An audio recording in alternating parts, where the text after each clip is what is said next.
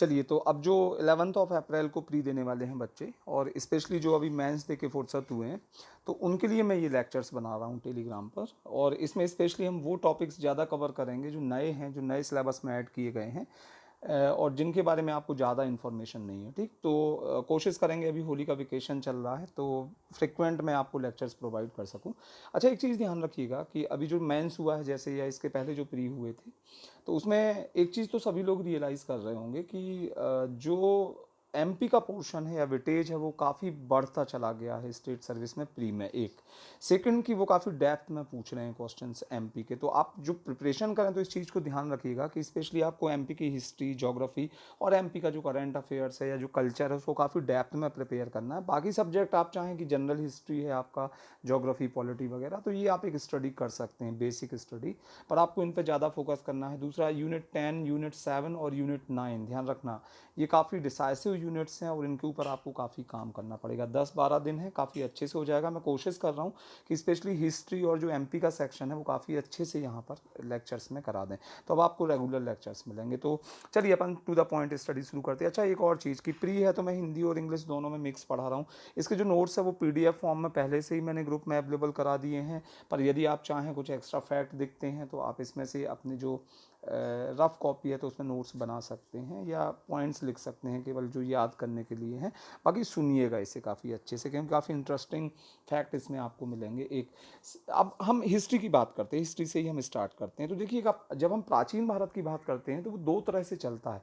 जब वो लिखा गया एंशियंट हिस्ट्री, तो एक तो उसका पौराणिक आधार भी रहा, जो हमारे एपिक्स थे, रिलीजियस एपिक्स, पुराने सनातन हमारा जो रिलीजन था उससे रिलेटेड जो एपिक्स थे, तो वो हमें उनको भी बेस बना के हिस्ट्री लिखा गया, क्योंकि आपको बहुत सारी स्टोरीज मिलेंगे। और फिर एक हिस्ट्री है कि वो फैक्ट बेस्ड है, कि भाई जो फैक्ट हमें, जो एडिक्ट या जो इंस्क्रिप्शंस हैं, मतलब अभिलेख हैं या लिटरेचर है, तो वो मिला है, तो उसके बेस पर भी हमने एक हिस्ट्री लिखा है। पर चूंकि कल्चर भी आपके सिलेबस का एक पार्ट है और हिस्ट्री भी एक सिलेबस का पार्ट है, तो आपको पढ़ना दोनों ही पड़ता है। तो चलिए हम स्टार्ट करते हैं हिस्ट्री से। तो मैं आपको बहुत बेसिक से बता रहा हूँ आपको, मतलब बहुत एंशियंट हिस्ट्री से हम शुरू करते हैं, बहुत पुराने समय से। देखना, थोड़ा सा हम देखें, आपने ज्योग्राफी में जब पढ़ा होगा, अरविंद सर ने आपको पढ़ाया होगा कि भाई ज्योग्राफी में जो डिवीज़न है, तो इरा में हुआ है, पीरियड में हुआ है, एपोह में हुआ है, ये सब आपने पढ़ा होगा। जैसे उन्होंने कहा कि इरा, तो आपने कह दिया मेसोजोइक एज इरा था एक, तो मेसोजोइक इरा में जो पीरियड रहे तो उसमें जुरासिक पीरियड था, ट्रियासिक पीरियड था, और उसका जो एपो है तो हमने कहा कि एज ऑफ रेप्टाइल्स है। तो ऐसे छोटे छोटे पार्ट में, जैसे वहाँ सबसे बड़ा इरा हो गया, इरा के अंदर पीरियड आ जाएगा, फिर एपोह आ जाएगा। तो वैसे ही थोड़ा सा हिस्ट्री में या हमारे पुराणों में जो डिवीज़न हुआ है एक्चुअली, तो वो थोड़ा अलग तरीके से हुआ है। जैसे हमारे यहाँ सबसे बड़ा जो टाइम पीरियड है वो कल्प माना गया, इट इज कॉल्ड कल्प। मतलब ब्रह्मा का, जो ब्रह्मा ने जो एक दिन बनाया है उसे कल्प कहा जाता है। कल्प बटा होता है मनवंतर में। मनवंतर मतलब बहुत सारे मनवंतर मिलके क्या बनाएंगे, कल्प बनाएंगे। अब मनवंतर कहाँ से आया, देखना, सबसे बड़ी यूनिट है कल्पा, तो कल्पा, कल्पा डिवाइड है मनवंतरा में। तो एक्चुअली एक जो कल्प है, अभी जो सिंगल कल्प अभी जो चल रहा है, उसके अंदर 14 मनवंतरा हैं, 14 मनवंतरा हैं, और हर एक मनवंतर किस में डिवाइड होता है, तो वो युग में डिवाइड होता है। जैसे मैं कहूँ कि हमारा जो अभी तो पहला ही कल्प है, बहुत बड़ा टाइम पीरियड है कल्प, सबसे बड़ा टाइम पीरियड है, तो वो 14 मनवंतर में बटा। अब ये मनवंतर क्या होता है, एक्चुअली मनवंतर का अर्थ होता है कि मनु, एक मनु जितने टाइम रहे, उनके लोग जितने टाइम रहे, तो वो मनवंतर कहलाएगा। जैसे हमने कहा कि इंडियन हिस्ट्री में टोटल मिला के, मतलब पुराणों में, हिस्ट्री के अंदर जो पौराणिक हिस्ट्री है उसके अंदर टोटल 14 मनवंतरों का उल्लेख है, मतलब 14 मनु का उल्लेख हुआ है, ध्यान रखिएगा। इसमें इसका मतलब ये है कि सबसे पहले एक इंसान रहा होगा, उस इंसान से बहुत सारे मनुष्य बने, फिर इसके बाद में वो उस इंसान के वंशज कहलाए, वो इंसान के वंशज कहलाए, लेकिन बहुत हजारों लाखों साल बाद वो मरे होंगे, प्रलय आया होगा। मतलब एक मनवंतर का अंत किससे हुआ, प्रलय से हुआ। अब जब वो प्रलय हुआ तो प्रलय के बाद में एक कोई पर्सन रह गया होगा, और उस पर्सन वो बच गया होगा उस प्रलय से, फिर उस पर्सन से फिर नई संतानें पैदा हुई, तो दूसरा मनवंतर शुरू हो गया, मतलब दूसरा मनु हो गया। तो टोटल मिला के 14 मनु का उल्लेख। अब एक जो मनु शुरू हुआ, हमने कहा एक मनु, दो मनु, तीन मनु, तो वर्तमान जो मनु है उनको वो मनवंतर कहलाएगा टाइम। और उस मनवंतर के अंदर क्या होगा, उसके अंदर होगा युग। तो उसके अंदर 4 युग, अभी के जो मनवंतर उसमें 4 युग हुए हैं, जैसे हमने कहा एक सतयुग था, एक त्रेता युग था, एक द्वापर, और अभी रिसेंट जो चल रहा है दैट इज कलयुग। तो थोड़ा सा पौराणिक का ध्यान रखिएगा, थोड़ा आप समझिएगा इस चीज़ को। तो सबसे बड़ा मनवंतर, सॉरी सबसे बड़ा कल्प, कल्प के बाद में फिर मनवंतर, मनवंतर मतलब एक मनु का एज, उस मनवंतर के अंदर क्या होगा, युग होगा। तो ऐसे टोटल मिला के जो उल्लेख हुआ है वो अभी जो हमारे पुराण हैं उनमें 14 मनुज के बारे में बताया गया। टोटल कितने मनु हैं, 14। 14 में रिसेंट अभी 7वें मनु चल रहा है, मतलब हम किस मनु के एज में हैं, हम 7वें मनु के एज में, तो वो मैं अभी बता रहा हूँ। एक्चुअली यदि आप देखो तो जो मनु थे, जो सब, अब डेफिनेटली एक मनु ऐसे होंगे जिनके पहले कोई नहीं होगा भाई। सेकंड मनु जो हुए या थर्ड, उनके पहले तो मनुष्य रहे होंगे, पर जो शुरू वाला जो मनु होगा उसके पहले कोई मनु नहीं होगा। तो जो मतलब वो स्वयंभू होंगे, स्वयंभू मतलब जिसके पेरेंट्स ना हो। तो जो पहले मनु थे उन्हें मनु कहा गया या स्वयंभू कहा गया है, या उन्हें आदि कहा गया है। आदि मतलब जहां से स्टार्ट होता है, जिसके पहले कोई मनुष्य नहीं था, तो वो आदि कहे गए, तो उन्हें केवल मनु कहा जाता है, ध्यान रखना। और कहते हैं कि जो मनु थे, इनकी जो वाइफ थी वो सतरूपा थी, और इन्हीं से जो उत्पन्न हुए हैं जो लोग, तो वो मानव कहे गए। मनु से ही क्या निकला, मानव। और ये पहले वाले मनु थे, इन्हें आदि भी कहा गया, क्योंकि आदि मतलब सबसे फर्स्ट वाला, वो क्या कहलाएगा, आदि। तो आदि से उत्पन्न होने वाले मानव तो आदि मानव, तो मनु से जो उत्पन्न हुए सबसे पहले वो आदि मानव कहे गए। तो ठीक है, तो ये पहले मनु थे, इनके बारे में काफ़ी स्टोरीज मिलती हैं, मैं आपको उनके बारे में बता नहीं रहा हूँ। इसके बाद हमने कहा कि जब ये मनु होंगे तो हजारों लाखों साल के बाद में कि कोई प्रलय आया होगा, सृष्टि मतलब संहार हुआ होगा, और जो लास्ट मनु रह गए होंगे, जो लास्ट मनुष्य रह गया होगा वो बच गया होगा, और उसके बाद में सब मर गए होंगे, वो लास्ट बचा होगा। तो उसके बाद में फिर एक नई सृष्टि हुई होगी, और जो और वो सृष्टि कहलाई होगी सेकंड मनु की सृष्टि। तो सेकंड मनु थे स्वरोचित मनु। जो दूसरे मनु हैं वो स्वरोचित, तो उनका एक मनवंतर रहा होगा। फिर स्वरोचित मनु के बाद में तीसरे मनु हुए, फिर प्रलय हुआ होगा, तो उत्तम मनु हुए। मतलब हर मनवंतर का लास्ट में क्या हुआ होगा, एक प्रलय हुआ होगा। एक्चुअली क्या है, आप देखिएगा कि कहा जाता है कि ये सृष्टि का जो निर्माण करता है वो है ब्रह्मा। ब्रह्मा को क्रिएटर कहा जाता है, क्रिएटर। उन्होंने इस वर्ल्ड को क्या किया है, क्रिएट किया है। फिर कहा जाता है कि शंकर जी जो है वो लास्ट में संहार कर लेते हैं। तो प्रलय कौन लेके आता है, शंकर जी लेके आते हैं, तो वो संहारक कहे गए। लेकिन वो प्रलय के बाद में, चूंकि विष्णु की ड्यूटी है कि पूरी तरह चीज नष्ट ना हो, तो वो एक ना एक को बचा लेते हैं किसी रूप में आकर, इसलिए वो संरक्षक कहे गए हैं, प्रोटेक्टर कहे गए। तो देखना ब्रह्मा, विष्णु एंड महेश, हमने कह दिया एक क्रिएटर है, एक डिस्ट्रॉयर है, और एक क्या है, प्रोटेक्टर है। तो देखिएगा ये ऐसे कई सारे मनु हुए, मैंने कहा। तो अभी हम 7वें मनु की दशा में, मतलब हमारा जो कल्प चल रहा है उसके अंदर कौन सा मनवंतर चल रहा है, 7वां मनवंतर। अब थोड़ा सा आप उसकी हिस्ट्री सुन लो कि ये क्या था। एक्चुअली क्या हुआ था कि जो सूर्य थे उनका विवाह संज्ञा से हुआ था। एक, अब मैं थोड़ा सा पौराणिक कहानी सुना रहा हूँ, पर सुनिएगा, काफ़ी इंटरेस्टिंग है, क्योंकि आगे जाके आप ये कहोगे इसका एमपी की हिस्ट्री से क्या रिलेशन है। इसका रिलेशन है एमपी की हिस्ट्री से, कैसे बनेगा देखो। सूर्य थे, तो सूर्य का विवाह हुआ था, एक विश्वकर्मा ऋषि थे, तो विश्वकर्मा ऋषि की जो डॉटर थी संज्ञा, तो संज्ञा से सूर्य का विवाह हुआ था, और सूर्य के 2 लड़के हुए। एक थे सत्यव्रत, जो कि वैवस्वत कहलाए। सत्यव्रता इज कॉल्ड वैवस्वता, तो वो वैवस्वत थे। और दूसरे थे यम। तो यम तो ऊपर ही रहे, लेकिन वैवस्वत या सत्यव्रत को क्या कर दिया उन्होंने, धरती पर भेज दिया। तो वो यहाँ पर रूल कर रहे थे, बहुत सारे मनुष्य थे। मतलब ये छठे जो मनु रहे होंगे उनका लास्ट एज था। अब हुआ क्या कि एक दिन कहा जाता है कि जो सत्यव्रत थे, जिन्हें हम वैवस्वत भी बोल रहे हैं, तो वो एक नदी में क्या कर रहे थे, जा रहे थे। तो वहां उन्हें एक छोटी सी मछली मिली। तो वो मछली मिली, तो वो मछली को लेकर आ गए, ठीक। अब वो जब मछली को लेकर आए तो उन्होंने उसे छोटे से उसमें रख दिया, मतलब जो भी उनका जो मग वग वगैरह होगा तो उसमें रख दिया। लेकिन उन्होंने सुबह जाके देखा तो वो मछली उसी के आकार की हो गई। फिर उन्होंने एक बड़े ड्रम में रख दिया उसको, तो वो उसके आकार की हो गई। फिर उन्होंने और किसी नदी में डाला तो वो नदी के आकार की हो गई। अब उन्हें वो समझ गए कि ये साधारण मछली नहीं है, तो वो उसे ले जाके कहाँ, समुद्र में ले गए उसे, और छोड़ने लगे। समुद्र में छोड़ने लगे तो वो बढ़ने लगी, तो वो मछली कहने लगी कि यहाँ मुझे मगरमच्छ वगैरह खा जाएंगे, इसलिए आप मेरी रक्षा करो। तो वो समझ गए कि तुम साधारण नहीं हो, तुम कुछ विशिष्ट हो, तुम्हारी रक्षा मतलब मैं नहीं कर पाऊंगा, क्योंकि आप स्वयं ईश्वर स्वरूप हो। तो कहा जाता है कि वो मछली अपने वास्तविक स्वरूप में आए, और ही वॉज विष्णु, वो विष्णु थे। और कहते हैं कि विष्णु ने उन्हें ये बताया कि 7 दिन के बाद में यहाँ पे जल प्रलय आएगा बहुत बड़ा, और सभी मनुष्य मर जाएंगे, लेकिन आप क्या करना कि आप एक नाव बना दी थी, आप इस नाव पे बैठे रहना, मैं इस नाव को पकड़े रहूंगा और आप बचे रहना। तो ठीक है, वो मनु जो थे, वैवस्वत मनु, तो वो उस नाव को पकड़े रहे और इसके उस पर बैठ गए। और उसके बाद में कहा जाता है कि विष्णु ने, आपको पता होगा कि मत्स्य पुराण में विष्णु के जिन 10 इनकारनेशन की बात की गई है, अवतारों की बात की गई है, तो उन अवतारों में एक अवतार आप देखिएगा कि मत्स्य अवतार, जो कि पहला अवतार है, ध्यान रखिएगा, ये पहला अवतार विष्णु का माना जाता है, ठीक है। तो मत्स्य अवतार विष्णु ने लिया था और इस सृष्टि को बचाया था, ठीक है। मनु इसके बाद कहा जाता है वैवस्वत मनु। वैवस्वत मनु को उन्होंने, कहते हैं, हिमालय से बांध दिया था उस नाव को, और जब जल थोड़ा सा नीचे आया तो तिब्बत से कहा जाता है कि विस्तार हुआ मानव का। और कहते हैं कि जो वैवस्वत मनु थे, तो वैवस्वत मनु को वहां पर ईश्वर ने ज्ञान दिया था, और उसी ज्ञान को लाकर उन्होंने धरती पर सुनाया। और इसके बाद में जिन ऋषि मुनियों ने सुना, क्योंकि वो ईश्वरी वचन थे, तो वो वेदों के रूप में संग्रहित हुआ। इसलिए वेदों को कहा जाता है कि ये ईश्वरीकृत हैं, इन पर लिखी गई बातें क्या हैं, ईश्वर ने कही हैं, ये श्रुति हैं। श्रुति मतलब सुनाया था, क्योंकि उस समय लिखने का कुछ था नहीं। और मनु ने उसी पर आधारित, ध्यान रखिएगा, कुछ सोशल नियम दिए थे, नीति के नियम दिए थे, समाज की व्यवस्थाएं, जाति की व्यवस्थाएं, वर्ण व्यवस्था वो लेकर आए, और उसे एक संहिताबद्ध किया गया था, जिसे मनु संहिता कहा गया। ये वैवस्वत मनु ने ही लिखी थी मनु संहिता, लेकिन ये मूल रूप में उपलब्ध नहीं थी। बहुत बाद में जाके शुंग काल में मनु संहिता को संहिताबद्ध मतलब कोड किया गया था, कोडिंग की गई थी, उसे कलेक्ट किया गया था। तो ये मनु ने लिखी थी। कहा जाता है कि मनु, जो जयशंकर प्रसाद, आपको पता होगा, बहुत बड़े लेखक हैं, राइटर हैं, और उन्होंने एक किताब लिखी है कामायनी।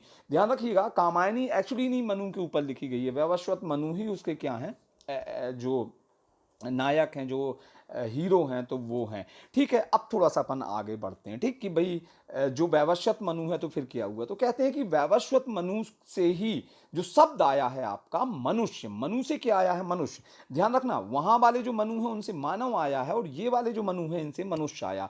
तो इनके जो जो पुत्र थे, इनके टोटल मिला के 9 पुत्र और 1 पुत्री हुए हैं, ये ध्यान रखिएगा। और ये 9 पुत्र और 1 पुत्री ये सभी जगह फैलते चले गए, और उसके बाद इस पूरी पृथ्वी पर एक नए मनवांतर का जन्म हुआ, एक नई सृष्टि का जन्म हुआ, और इसके बाद में मनुष्यों का क्या हुआ, विस्तार हुआ पूरे में। तो इनके 9 पुत्र थे और 1 पुत्री थी। आपको पता हो कि क्रिश्चियनिटी के अंदर भी मनु को एक्चुअली आदम बोला गया है। क्रिश्चियनिटी हो या जो मुस्लिम रिलीजन है, तो उसमें आदम का उल्लेख है, ये मनु ही है एक्चुअली आदम। और चूंकि आदम से जो उत्पन्न हुई, the origin of Adam are called आदमी, तो वो आदमी शब्द आ गया, हम मनुष्य कहते हैं, वो आदम बोला जाता है। तो ये ज़्यादा कुछ डिफरेंस नहीं है। यदि हम पुराणों की बात करें, या हम सभी जो रिलीजन्स हैं, तो उनके जो रिलीजियस एपिक्स हैं उनकी बात करें, तो वो लगभग एक सा नजर आता है, ठीक है। तो मनु का मैंने बताया कि मनु के 9 लड़के थे और 1 लड़की थी, ठीक। अब यहां से आप थोड़ा सा सीरियसली सुनिएगा, ठीक। 9 लड़के और 1 लड़की। तो ये जो 9 लड़के थे, इनमें जो सबसे बड़े लड़के थे वो थे इक्ष्वाकु। अब ये इक्ष्वाकु कौन थे, तो ये इक्ष्वाकु अपने आप को सूर्यवंशी कहा करते थे, और उन्होंने अयोध्या वाले क्षेत्र में राज किया है, ध्यान रखिएगा। और भगवान राम जो हुए हैं, दशरथ जो हुए हैं, ये इक्ष्वाकु राजा ही हुए। इनका जब विस्तार होता है इस डायनेस्टी का, तो आपको ये इक्ष्वाकु, भगवान राम और इनके जो वंशज हैं, ये इक्ष्वाकु रहे हैं बहुत बाद में। यदि आप देखेंगे तो जो इक्ष्वाकु हैं, तो एक इक्ष्वाकु राजा थे मानधाता। और मानधाता के बारे में कहा जाता है कि मानधाता के 2 लड़के थे, एक पुरुकुत्सु थे, और पुरुकुत्सु मानधाता के लड़के थे, और एक मुचकुंद थे। कहा जाता है कि जो इतिहास लेख हैं, तो वो बताते हैं कि पुरुकुत्सु का विवाह हुआ था नर्मदा नदी से। तो नर्मदा नदी से पुरुकुत्सु का विवाह हुआ था, और पुरुकुत्सु ने ही नर्मदा को एक नाम दिया था रेवा। और कहा जाता है कि नर्मदा और पुरुकुत्सु की जो जो एक लड़के थे, वो त्रसदस्यु थे। तो त्रसदस्यु, ध्यान रखना, पुरुकुत्सु और नर्मदा के लड़के थे, और ये मानधाता के पुत्र थे पुरुकुत्सु। पर मानधाता के एक और पुत्र थे मुचकुंद, और मुचकुंद ने, कहा जाता है कि एक नगरी बसाई थी उस समय, जिसे मानधाता नगरी कहा जाता है। ये अपने पिता के लिए बसाई थी उन्होंने याद में, जिसे मानधाता नगरी कहा जाता है। इसे आज खंडवा के नाम से जाना जाता है। और आपको पता हो कि जो ओंकारेश्वर है, तो ओंकारेश्वर को भी मानधाता ऋषि की भूमि कहा जाता है। तो वो मानधाता राजा भी रहे हैं, ऋषि भी रहे हैं।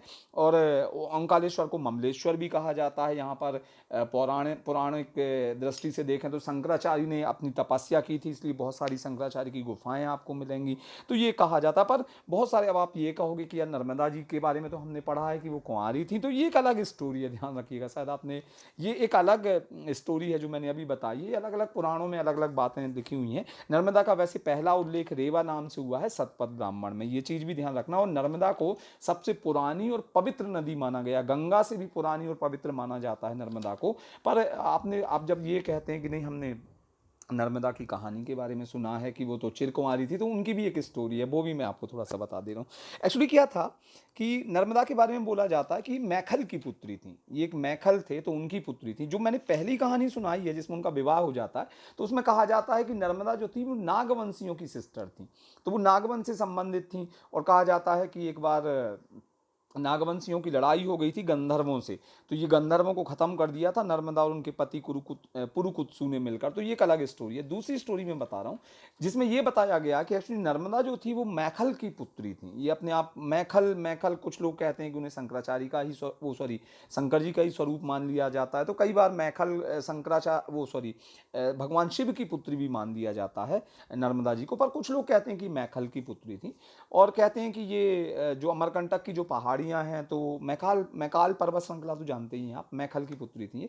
तो कहते हैं कि वो पली बढ़ी थी किसके साथ, सोनभद्र के साथ। तो नर्मदा जो रूप है वो नदी का स्त्री रूप है, ध्यान रखना। और जो सोन रूप है वो पुरुष रूप है। सोनभद्र नाम के एक बच्चे के साथ, मतलब ये छोटे छोटे थे बचपन में, तो ये पले बढ़े और बाद में इनमें अट्रैक्शन बढ़ता चला गया। तो सोनभद्र, नर्मदा और सोनभद्र के बीच में अट्रैक्शन बढ़ा और वो एक दूसरे से विवाह करना चाहते थे। मतलब नर्मदा का विवाह किससे होना था, सोनभद्र से होना था या सोन से होना था। लेकिन कहते हैं कि पूरी तैयारियां हो गई थी इनके विवाह की। लेकिन उसी समय क्या हुआ कि जो नर्मदा थी, उन्होंने अपनी सखी को सोनभद्र को बुलाने भेजा था, मतलब सोन को बुलाने भेजा था। और ये सखी थी जोहिला। तो जब जोहिला वहां गई तो जोहिला काफी सुंदर थी और अट्रैक्ट हो गए सोन जोहिला से। और कहते हैं कि सोन ने नर्मदा से शादी ना करके और किससे शादी कर ली, मिलन किसका हुआ, जोहिला का। तो आप ध्यान रखना कि जोहिला और सोन का मिलन होता है, नर्मदा का नहीं होता। और नर्मदा इसके बाद इतनी क्रोधित हो गई थी कि उन्होंने कहा कि वो इस स्थान पर रहेंगी नहीं यहाँ पर, और वो उल्टी दिशा में जाएंगी। मतलब वो वहाँ बंगाल की खाड़ी तरफ नहीं जाएंगी, वो अरेबिक सी की तरफ जाएंगी। तो वो यहाँ से उल्टी दिशा में बही हैं, काफी नाराज हो गई थी। ध्यान रखिएगा कि शायद इसी वजह से जोहिला को पवित्र नदी नहीं माना गया है। जबकि आप देखिएगा नर्मदा, सोन जो भी महत्व, तो ये तीनों नदियों का उद्गम स्थल एक है। और कहते हैं कि नर्मदा ने एक कसम भी खाई थी कि वो कभी विवाह नहीं करेंगी, चिरकवारी रहेंगी। तो ये एक स्टोरी ये भी है आपकी, एक मैंने जो पहले बताई थी वो भी है। पर ये सब किसके साथ जुड़ी हुई है, जो पहले लड़के थे मनु, वैवस्वत मनु के इक्ष्वाकु, तो वो इक्ष्वाकु के साथ जुड़ी है कि भाई इक्ष्वाकु वंश, इक्ष्वाकुओं का जो वंश है वो भगवान राम का वंश माना गया। अपने आप को सूर्यवंशी कहा करते थे। और इसी वंश में एक मानधाता ऋषि हुए, अयोध्या के राजा रहे हैं ये, ध्यान रखिएगा। और ये दशरथ वगैरह, इनके पुरुकुत्सु और ये जिनका नर्मदा से विवाह हुआ था। तो ये चीज़ें आप थोड़ा ध्यान रखिएगा, पौराणिक हैं, कभी मे बी पॉसिबल कभी पूछ लें, चांसेस तो बहुत कम है। अब हम फिर चलते हैं वैवस्वत मनु में। ये तो एक लड़के थे वैवस्वत मनु के। वैवस्वत मनु की एक लड़की थी इला, ठीक। या पहले हम देख लेते हैं, वैवस्वत मनु के एक और लड़के थे काम के, कारुष करके लड़के थे। और कहते हैं कि कारुष ने जिस क्षेत्र पर शासन किया है वो बघेलखंड क्षेत्र कहा जाता है। जो बघेलखंड, रीवा सतना वाला जो क्षेत्र है बघेलखंड, तो यहाँ पर जो वैवस्वत मनु के एक दूसरे पुत्र थे कारुष, तो कारुष ने शासन किया, इसलिए कई बार बघेलखंड को कारुष क्षेत्र भी कह दिया जाता है। अब थोड़ा सा हम बात कर लें, इनकी एक पुत्री भी थी वैवस्वत मनु की, जिनका नाम इला था। तो ये इला इनकी पुत्री थी। थोड़ा सा एक और वंश के बारे में कह देते हैं, ब्रह्मा जी की बात करते हैं। तो ब्रह्मा जी के बहुत सारे मानस पुत्र थे। आपको पता हो कि एक मानस पुत्र नारद भी थे उनके, लेकिन उनके एक मानस पुत्र थे ऋषि आत्री। और ऋषि आत्री का ही एक चंद्रवंश कहलाया। ऋषि आत्री का जो डिसेंडेंट रहे हैं वो चंद्रवंशी कहलाए। तो ऋषि आत्री थे, आत्री के जो पुत्र हुए हैं वो चंद्रमा हुए हैं, चंद्रमा के पुत्र बुध हुए हैं, और बुध के जो पुत्र थे वो पुरुरवा या सोम हुए हैं। ध्यान रखना, ये तो ब्रह्मा के मानस पुत्रों की जो चंद्रवंशी है उनकी हिस्ट्री है। तो ध्यान रखना, बुध के पुत्र कौन हुए हैं, पुरुरवा, या इन्हें सोम कहा गया। तो जो वैवस्वत मनु के जो लड़की थी इला, तो इला का विवाह हुआ था एक्चुअली पुरूरवा के साथ, ओ सॉरी सोम के साथ, जिन्हें सोम या पुरूरवा भी कहा जाता है। और कहते हैं कि ये जो सोम है, तो सोम ने ही एक्चुअली बुंदेलखंड क्षेत्र पर शासन किया है और यहीं से एल वंश आया, इला वंश आया। पुरूरवा ने उर्वशी के साथ भी विवाह किया था। आपको पता हो कि पुरूरवा और उर्वशी की जो प्रेम कहानी है वो एक्चुअली विक्रमोर्वशीयम नाम की किताब में, एक ड्रामा में लिखी गई है, जो कि कालिदास ने लिखा। ये वही पुरूरवा है जिन्हें सोम कहा गया है, सोम या पुरूरवा। और इन्हीं के नाम पर इनका जो क्षेत्र था जहां पर रूल किया था, दैट इज कॉल्ड बुंदेलखंड। तो बुंदेलखंड सोम क्षेत्र भी कहा गया है और यहाँ एल वंश ने शासन किया है।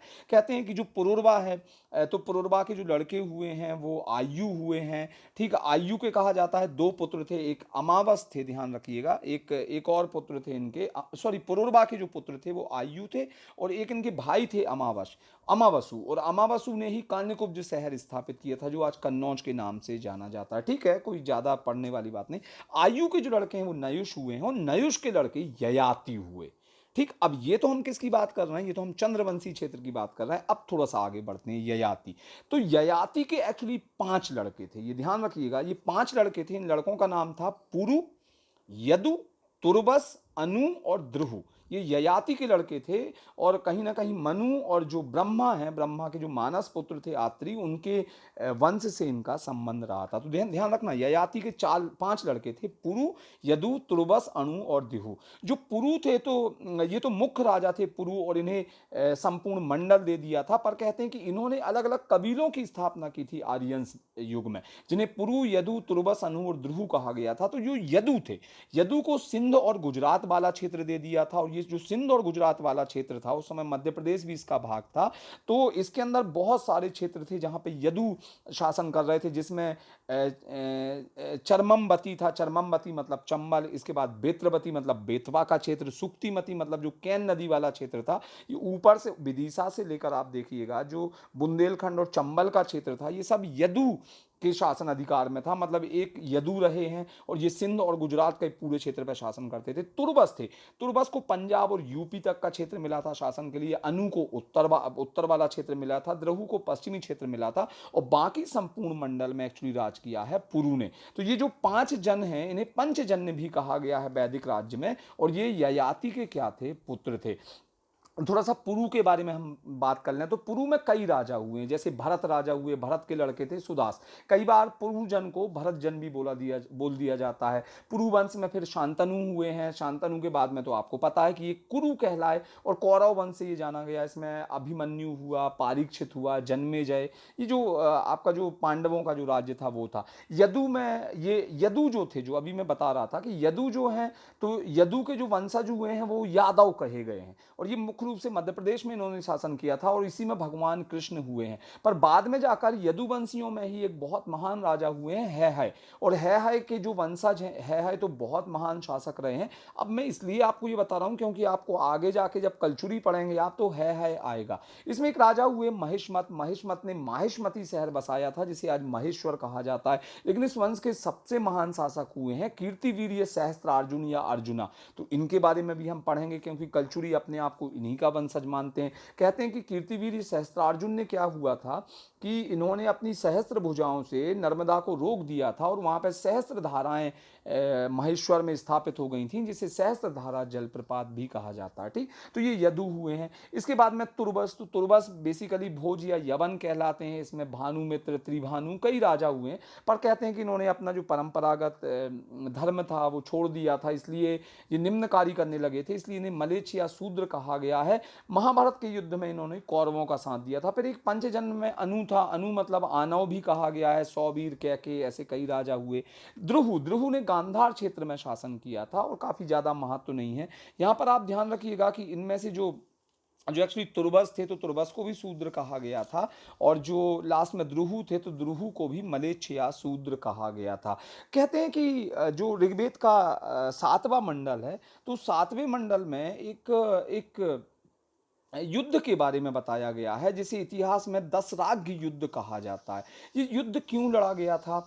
तो ये युद्ध महाभारत के पहले लड़ा गया। ध्यान रखिएगा, हम जनरली कंसीडर करते हैं यदि हम हिस्ट्री की बात करें कि महाभारत आज से लगभग 5500 साल पहले लड़ा गया था, ठीक। तो उसके 2500 साल पहले एक युद्ध लड़ा गया था जिसे कहा जाता है कि दसराग युद्ध। दसराग युद्ध ये उस समय की जो परुष्णी नदी थी या परुष्णी रिवर थी, तो उसके बैंक पर ये बैटल हुआ था। दसराग युद्ध ये एक्चुअली 7वां मंडल ऋग्वेद का वो ये बताता है कि एक भरत जन था जिसे त्रत्सु समुदाय भी कहा जाता था या तुत्सु समुदाय भी कहा जाता था। इसके राजा थे सुदास, ठीक। और सुदास ने एक्चुअली राजपुरोहित का पद विश्वामित्र को अलग करके उन्हें रिप्लेस करके वशिष्ठ को दे दिया था, इसलिए विश्वामित्र थोड़े से नाराज हो गए थे। और जब वो नाराज हुए तो उन्होंने 5 आर्य और 5 अनार्यों का एक ग्रुप बनाया, मतलब 10 राजाओं का एक संघ बनाया था। तो 5 आर्य तो आपको समझ में आ गए कि इसमें पंचजन्य आर्य में आपका पुरु, यदु, तुर्बस, अनु और द्रुहु था। और जो 5 अनार्य जो शासक थे, जो जन थे, उनमें शिव, पाक्त, अलानी, भलानस और विषाणिन थे। तो ये 10 को मिला के एक संघ बनाया था। और शायद इस संघ के राजाओं ने जो अटैक किया वो भरत पर किया। ध्यान रखिएगा, जो भरत जन का राजा था, जो तुत्सु राजा था या त्रत्सु राजा जो था, वो था सुदास। सुदास ने इस युद्ध को लीड किया था, ठीक। कहते हैं कि जो इसके अपोजिशंस थे 10 राज्यों का समूह, तो उसे लीड किया था पुरुजन के राजा संवरण ने। जब ये युद्ध हुआ था तो इस युद्ध में राजा सुदास की जीत हुई थी, ये ध्यान रखिएगा। और सुदास इसके बाद में, तो बाद में ये अलग बात है कि भरत और पुरुजन के बीच में मित्रता हो गई थी और वो कुरुजन के नाम से प्रसिद्ध हो गए थे। तो कुरुस के राजा हुए, फिर शांतनु हुए, फिर शांतनु के बाद में भीष्म, और जो हम पढ़ते जाते उसमें विचित्र वीर्य वगैरह, तो वो महाभारत वाली कहानी शुरू हो जाती है उसमें, ठीक। इसके बहुत बाद में, मतलब 2000 साल के बाद लगभग महाभारत की लड़ाई हुई थी कहा जाता है। और महाभारत में मध्य प्रदेश की तरफ से कौरवों की ओर से भाग लिया था। ध्यान रखना, कौरव की तरफ से कौन कौन लड़े थे। तो जो माहिष्मत का राजा था नील, वो कौरव की तरफ से था। अवंती का कौरवों की तरफ से लड़ा था। भोज जो राजा थे वो कौरवों की तरफ से लड़े थे। विदर्भ और निषाद ये सब कौरवों की साइड थे। पांडवों की साइड की यदि हम बात करें तो वत्स, चेदी, काशी, दसार्ण जिसे विदिशा कहा जाता था उस समय, मत्स्य, मतलब जो बघेलखंड और बुंदेलखंड वाले जो क्षेत्र थे, ये किसकी तरफ से लड़े थे, ये पांडवों की तरफ से लड़े थे। तो ये थोड़ी सी मैंने आपको स्टोरी बताई है, पौराणिक स्टोरी, कि भाई ये जो मध्य प्रदेश में जो पुराणों की यदि हम बात करें तो मध्य प्रदेश का अपना स्टेटस क्या है इन पुराणों के हिसाब से। तो ध्यान रखिएगा, इसमें जो कभी क्वेश्चन यदि आ गया कि भाई सोम क्षेत्र कौन सा था, तो अब आपको पता होगा कि सोम क्षेत्र एक्चुअली बुंदेलखंड को बोला जाता था। कुरुश क्षेत्र कौन सा था, कुरुश थे कौन, तो इनके बारे में, नर्मदा के बारे में, मांधाता नगरी किसे कहा जाता है, नर्मदा का विवाह किससे हुआ था, तो ये मुचकुंद, मांधाता नगरी मुचकुंद ने बसाई थी। मुचकुंद कौन थे, तो भाई ये एक राजा थे, एक इक्ष्वाकु राजा थे।